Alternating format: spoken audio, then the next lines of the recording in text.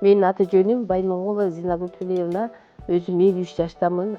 5 баланын энесимин. Жалгыз бой аялмын. Өзүм кесибим мугалим болгон атан ушу балдарды окутуу, балдарга билим берүү бул негизги бул жашоодо өзүм миссиям деп эсептейм да. Ушул Ала Тоо конушуна жашаганыбызга 25 жыл болду да.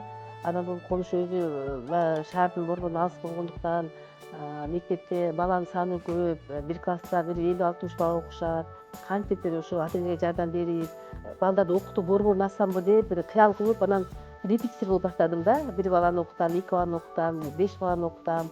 Ушинтип окутуп жүрүп, анан ушу ФСТС долбоору жөнүндө угуп калдым.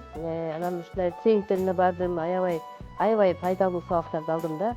Анан ошол жерден тренингтерден өтүп, проектти кантип жазыш керек экен деп, анан проект жаздым.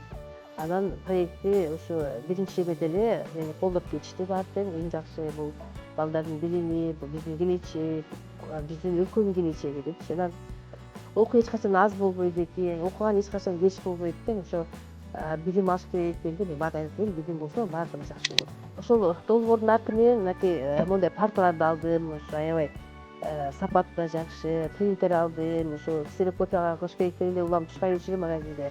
Ноутбук алдым, моундай чоң доска алдым, анан аябай шарттуу болуп, азыр мынакей группа менен иштеп калдым да.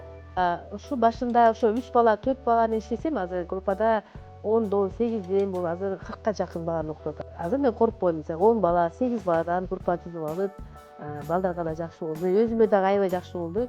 Анткени үйүм ушул жерде да. Ошо конуштун балдары үчүн дагы аябай бир жакшы шарт түзүлдү да. Жаштаргабы, мугалимдергеби ушу айтарым, коркпош керек, коркпой эле, жок өтпөй эле баягы айлык менен иштесек болот, ушу айлыкты өтөп жеткизем да деген ойдон алыс болушса керек экен да.